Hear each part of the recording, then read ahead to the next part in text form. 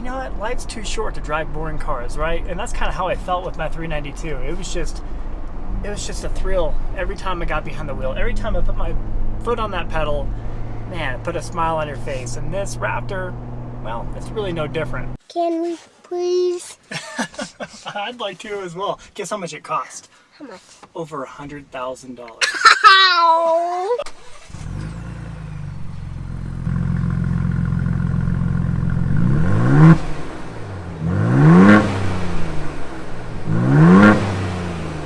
No, but overall, just a very livable driving experience. You know, you can make it more mellow by putting it into just normal mode. Hey YouTube, Untamed here. You guys know, if you've been following the channel, I am a big fan of the F-150 Raptor. I've owned a couple of them, a few of them at this point. Really like this platform. However, one vehicle that I have never driven before, but I've always kind of been interested in, is the Ford Bronco Raptor. And today, for the very first time, I get a chance to get behind the wheel and really experience it. It's a little bit different of an engine comparatively to the F-150 over there, and I'm pretty excited about it. In today's video, of course, I'm going to highlight the interior, exterior, go over the projected resale value of the Ford Bronco Raptor here, and then I'll wrap up with, do I recommend buying one if you have an opportunity to? You guys know that I did own a Jeep Wrangler 392 before, which is a direct competitor to the Ford Bronco Raptor here. I'll let you know my thoughts between the two, so stick with me. Real quick, I want to give a thank you and a shout out to Ken Garff Ford here in Cheyenne, Wyoming, my hometown. You guys know I'm often critical of dealerships, and that will continue to be the case, but they actually encourage it, believe it or not, and well, they even welcome me to come do reviews on occasion for you guys. So, want to give them a thank you and shout out. If you happen to be interested in this Ford Bronco Raptor, reach out to Mikayla here. She'll take great care of you. All right, firing up the Ford Bronco Raptor for the first time. Foot on the brake, push to start. Lots of carbon fiber in here, as you notice right out of the gate, even on the grab handles there. Pretty sleek, pretty sleek. Some on the gear selection here as well. Love the way it looks. So let's set off for the very first time. Well, I do know that there is an exhaust button, anyway. An exhaust button just like the F-150 Raptor is down here. So we're going to hit that. We're going to go to Sport or Baja. We're feeling like we're living life on the edge, so we're going to go Baja mode.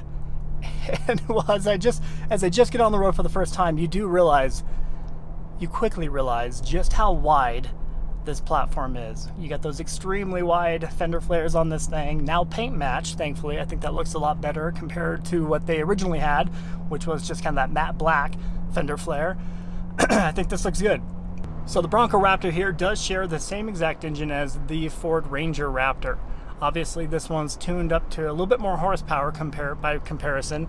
It also shares the same platform as the Ford Explorer ST. So I think for a lot of people, that does rub them the wrong way.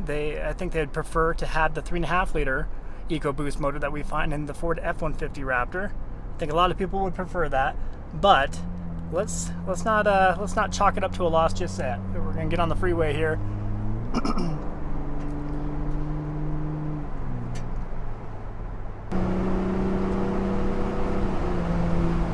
Kind of hear it screaming a little bit. Probably can't tell so much on the camera audio here, but there is a bit of wind noise, but you'd expect that, right? You'd expect that given the fact that this is a hard shell, removable hard shell top here, just like you'd find in a Jeep Wrangler, of course. And I did have plenty of road noise in my 392. So yeah, that's just what you're gonna get with this particular vehicle, of course. I do notice a little bit of turbo lag as I get on it. Maybe I was spoiled with the 6.4 liter Hemi V8 in that 392, because man, that power was just immediate in that V8 there. And we'll do some putzing around town in this video, just to kind of give you an idea of what this Bronco Raptor feels like to daily drive. You know, is it truly livable, right? I mean, every single day, going to work and back, can you live with this, and will it still put that smile on your face? And guys, I won't sugarcoat it at all for you. I do prefer, of course, the sound of that Hemi 6.4 liter V8 that we did have in the Jeep Wrangler 392. That just was so much more raw, so much more visceral sounding, and just exciting, right? I mean, and the power delivery, I appreciate a little bit more in that V8 as well. It's just a little bit more of a linear power delivery, and you notice it. You notice it very clearly. But lots of noises. You got the intake sound, the turbo spooling up, just a lot of drama. And so you'll always appreciate that. I do have it still in Baja exhaust mode anyway. Sport driving mode, so it's going to let it rev out a little bit higher. Purposely not beating up on it, of course. It's still a brand new vehicle, and I am not the owner of this vehicle, so we're going to let the new owner break it in properly. But I am kind of getting a small feel for what this Bronco Raptor is all about, and it really is exciting. It's a thrilling ride. You know what? Life's too short to drive boring cars, right? And that's kind of how I felt with my 392. It was just a thrill every time I got behind the wheel. Every time I put my foot on that pedal, man, it put a smile on your face. And this Raptor, well, it's really no different. So again, a little bit more of that wind noise. You start noticing it at freeway speeds. Anything under that, you don't really pick up on it. It is a pleasant place to be. Plenty of headroom. I think that's worth noting. A ton of headroom. Yeah, I'm 6'4", and well, I got what, several inches of. Okay, I'm 5'9". I'm 5'9". Dang it, gosh. Okay, I'm 5'9". I got still plenty of room, of course. Same goes for the back seat. Tremendous amount of headspace. So you'll appreciate that if you're a taller cat. So you get those little blip downshifts. Yeah, when you're in sport mode here. You probably didn't catch it, but as you're slowing down, it'll just blip up as you're downshifting. Give it a little bit of throttle here. So we got a pretty nice bump right here. It's just absorbed it like it was nothing. Absolutely nothing. Are you going to keep this? Are we going to keep it? Yeah. Do you like it? Yeah. What do you think? Are we? Is it pretty cool? Yeah, but are we? Probably not. What's your favorite part about it, though? What's your favorite part? What do you love? Show me. That's so tall. It's so tall. It is tall, huh? Ow. Why is it like this? Can we get this? I know, it is pretty cool, huh? Can we, please? I'd like to as well. Guess how much it cost? How much? Over $100,000. Ow. Isn't that crazy? It's a lot of money, but it is super cool. What does that say? Bronco. Good job. Are you a fan? Big fan? Yeah. So let's start with the front end. We do have a steel front bumper with, I believe, rigid industry fog lamps below with the inside one covered. Your front tow hooks. How about that? And of course, some Under Armour down below, some skid plates, keeping it nice and protected underneath. Love the Bronco front end. I love the grille here. They paid great homage to the Broncos of the past with this. Look at this aggressive hood, of course, with some functional air venting you can see there.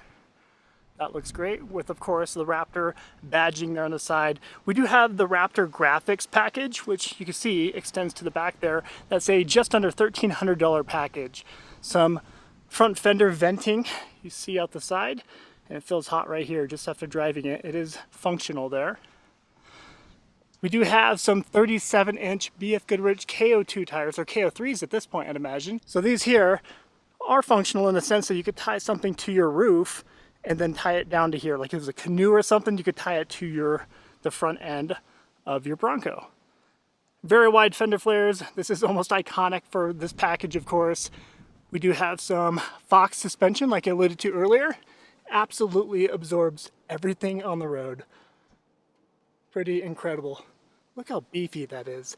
Lower control arm, just insane. This one is spec'd with the removable running boards here, stamped with Bronco there. And there's more of that decal, that $1,300 decal package with Raptor out back.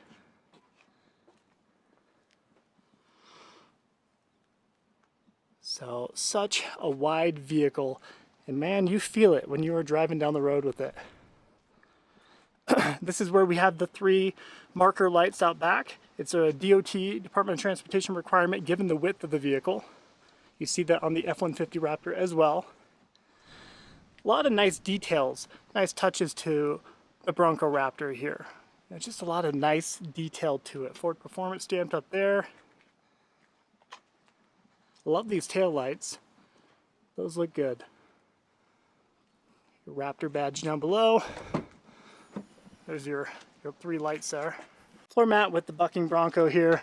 This looks good. A very deep, but yet very low accessibility given how high the vehicle is, of course, but still very nice. Painted, interesting, painted roll cage here for the actual frame of the vehicle. Obviously, you can remove the hardtop. All right, we're gonna shut this guy's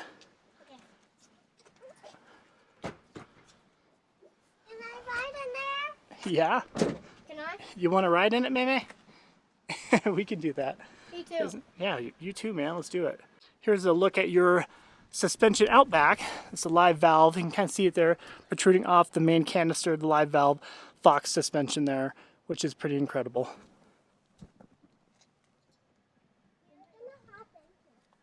Let me start with the back seat here. Forgive me, we do have some stuff back here. But look at these seats. What do you think, Peanut? I love it. It's pretty cool. The loafer session. We do have a little baby with us too today. It's pretty cool. I love the seats. We do have the additional upcharge for the leather suede inserts. We have kind of that MOLLE paneling out back here on each of the seats, which looks pretty neat. And a little bit of a stretchy thing to throw some magazines or whatever. There's the price tag. $104,000 is MSRP. Let's focus on the window sticker for a second. So $104,000 is your MSRP. Your base MSRP is just over $90,000. You see it right here. But we have over $12,000 in options on this particular one. And then of course, destination and delivery. Built, manufactured out of Michigan, here within the States. 15 miles to the gallon, they're probably not lying with that. Hard plastic for much of the door, of course. You do have some metal finish to the actual door handle itself. Some cargo space down here, cargo netting rather, with that Ford Performance orange there, code orange. We got that code orange stitching that follows suit up into the steering wheel there. Love this carbon fiber. This is such a cool grab handle here. Love that part of it. It's pretty cool. Ford Performance on your door sill, on your entry point. All weather floor mats in this one. Do love these seats. I think they look pretty incredible. They're definitely comfortable and they hold you in quite nicely as you're getting on it a little bit. Love that. We have that carbon fiber moving up into the steering wheel, which looks great. I like this finish up here. I had it in my F-150 Raptor, my Gen 3 Raptor. Do really like this. It feels premium, and I'm sure it isn't, but it isn't just hard plastic. So I appreciate and applaud Ford for doing that and integrating the stitching within it too. Front and rear lockers up here, your turn assist. We have all these additional off-roading goodies all throughout it. Your GOAT modes can be switched through here with the little twist knob. Put foot on the brake here, fire it up for you.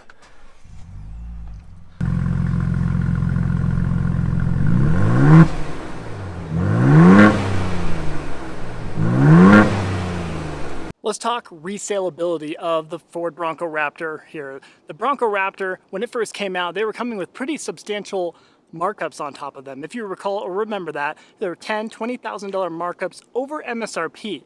MSRPs on this, even Ford admits that they had shot them up a little bit too high. They actually started backtracking a little bit and lessening the MSRP in the last 2 years here.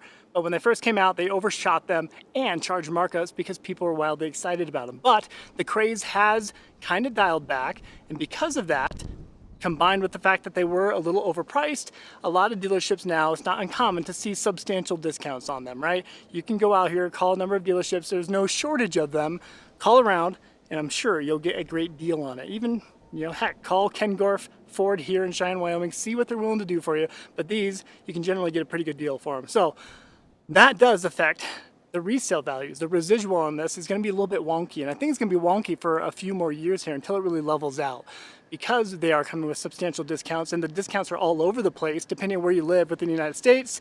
It's just not a consistent used market yet, unfortunately, right? So if you are able to get substantial discount on it, I say why not? It really is a phenomenal vehicle, a thrilling, exciting vehicle. There's not many vehicles like it, and well, life is too short to drive boring cars like we talk about. So what are my top 3 likes? Top 3 likes, number 1, the appearance of it. The wide fender flares, that very, very wide stance to it, looks incredible. Such a menacing look all around. There's no bad angle to the Bronco Raptor here. I personally love it. But I understand this is not everybody's cup of tea. These wide fender flares are a bit gaudy, right? Depending on who you ask. Not everybody wants that. People actually maybe prefer the subdueness of that Jeep Wrangler by comparison, and I wouldn't fault them whatsoever. My second like is the price tags now have become bearable. When you attach a $20,000 plus discount to these, which is quite common now, they become, I don't know, within reason. When they're at that $100,000 plus point, it's pretty hard to justify, right? But when you're getting it down into that $75,000 to $80,000 range, that's where it kind of feels like it should belong. So you tell me, but I personally believe at $75,000, this is worth the money. And number 3 was really a toss-up, so I'm going to take a cop-out here and kind of combine two. I really appreciate the interior feel in here. And much like the comparison between the Ford F-150 Raptor and the Ram TRX, I personally have always preferred and leaned toward Ford. A lot of people will argue that all day long, and I don't blame them, but personally I like the feel, the ergonomics in here, just the headroom. Everything feels right within the Ford Bronco and the Raptor lineup, in my personal opinion. So the feel in here, the seats, everything just looks and feels great. When you combine that with the feel of the suspension, it just offers a tremendous riding experience, right? I mean, you just go over bumps, you're going over speed bumps, getting in and out of driveways, daily driving it. Granted, I didn't take it off-road. I can't even imagine how incredible this would be off-road, but just daily driving this, super comfortable. My 3 dislikes here, a couple of them are splitting hairs, but number 1, it's kind of a catch-22 because I appreciate the look and stance of it and how wide it is. It's just aggressive. But at the same time, if you are daily driving it, it will become a little burdensome to park this every day, especially tight parking lots. You're gonna have a difficult time finding a spot. So number 1, just the navigating of parking lots for daily driving is going to be a bit of a chore.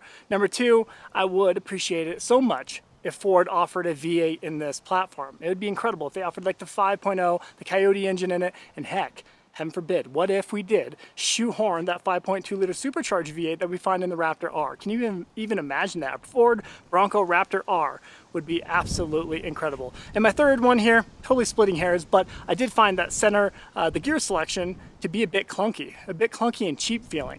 And that is one thing that, by comparison to the Jeep felt much more premium when you're actually shifting into gear and whatnot. Back into reverse, this one feels plasticky and clunky. So those are my 3 dislikes. Now, do I recommend buying one? I'd say it really depends on what your personal taste is, right? I would definitely encourage you to go drive a Jeep Wrangler 392 back to back with the Bronco Raptor here. Get a feel for both of them, because it really is kind of a 50-50 split of what you prefer and why. The driving experience in this differs greatly compared to the Jeep. The Jeep does feel a little bit more sloppy on the road, on the freeway, by comparison to this. A little bit more wind noise I noticed in this compared to my Jeep Wrangler. I like the power delivery a little bit better with the 6.4 liter Hemi V8, but this here has more road presence. It's wider, it's more aggressive looking, it's a little bit more thrilling looking. So it definitely turns more heads. I drove this around and people were breaking their neck to stare at this thing. Whereas, of course, the Jeep Wrangler 392, it looks like every other Jeep Wrangler Rubicon out there. And there's an abundance of them. There's no shortage of Jeeps out there, so that doesn't really turn heads or excite people too much by comparison. But when it comes to driving experience, I would lean toward the Jeep. You guys tell me what you think. So I'll wrap up the video there, guys. As always, I do sincerely appreciate you taking the time to tune into these videos. Again, another shout out to Ken Garff Ford here in Cheyenne, Wyoming, and Mikayla for letting me take out this Bronco Raptor. I mean, it's a $104,000 Bronco at the end of the day, right? And they still let me take it out and get behind the wheel and get a good feel for it. So shout out to them. Really appreciate them giving me this opportunity to share it with you guys.